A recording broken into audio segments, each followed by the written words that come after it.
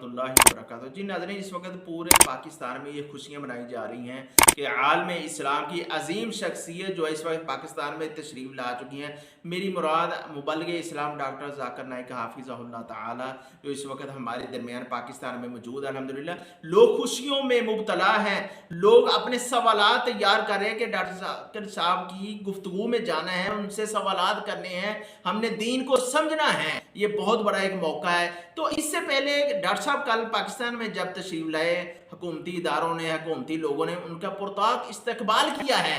लेकिन डॉक्टर साहब ने शाम के वक्त एक प्रेस कॉन्फ्रेंस भी कर दी है कि मैं जब घर से चला था, मेरे बेटे ने भी मना किया, मेरे अजीज़ वकारा रहे, दूसरे ममालिक से कॉलें भी आई हैं कि आप पाकिस्तान ना जाएं, ये आपकी जान को ख़तरा है, पाकिस्तान आप ना जाएं। लेकिन उन्होंने कहा कि मैं तो अल्लाह से शहादत की मौत मांगता हूँ, लेकिन इस डर की वजह से मैं पाकिस्तान ना जाऊँ, मैंने दीन इस्लाम के लिए पाकिस्तान जाना है। तो डॉक्टर साहब ने कहा कि मैंने इस्तिखारा करके अल्लाह का नाम लेकर पाकिस्तान में आ चुका हूँ, लेकिन इस हवाले से मेरा काम था आपको बता देना।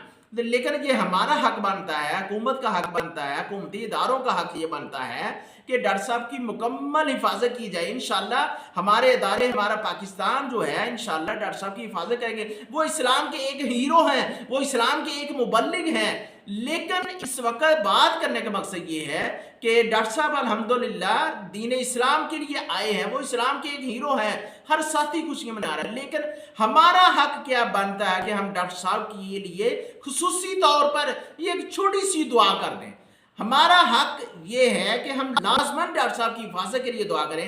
ऐ अल्लाह, जिस तरह तू अपने नेक बंदों की हिफाजत करता है, अल्लाह हमारे ये इस्लाम के जो शेर हैं, इस्लाम का ये जो हीरा है, हमारे पास ये मेहमान है, अल्लाह जिस तरह तू अपने नेक बंदों की हिफाजत करता है, अल्लाह इस्लाम के इस हीरो की भी हिफाजत फरमा। ये हर पाकिस्तानी बच्चे की, हर पाकिस्तानी बूढ़े की, हर पाकिस्तानी औरत का ये हक बनता है कि ये डॉक्टर साहब के लिए खुसूसी तौर पर ये दुआ कीजिए। मेरी भी दुआ है अल्लाह रब्बुल इज़्ज़त उनको अपने हिफ्ज़ ईमान में रखे, वो पाकिस्तान का दौरा करके खैर वफियत से अपने वतन वापस जाएं, अपने घर में खैर वफियत से जाएं और लोगों को ये दीन की बातें सिखाने के लिए आए हैं। लोग इससे मनफी बातें ना करें, बल्कि उनकी बातों को समझें और हमें अपनी नजरों को इस्लाही तर्ज के तौर पर डॉक्टर साहब की बातों को सुनना चाहिए, बेतनकीद नहीं करनी चाहिए, उनकी बातों को समझना है। इंशाअल्लाह अल्लाह रब्बुल इज़्ज़त से दुआ, अल्लाह रब्बुल इज़्ज़त डॉक्टर साहब की हिफाजत फरमाए और हमें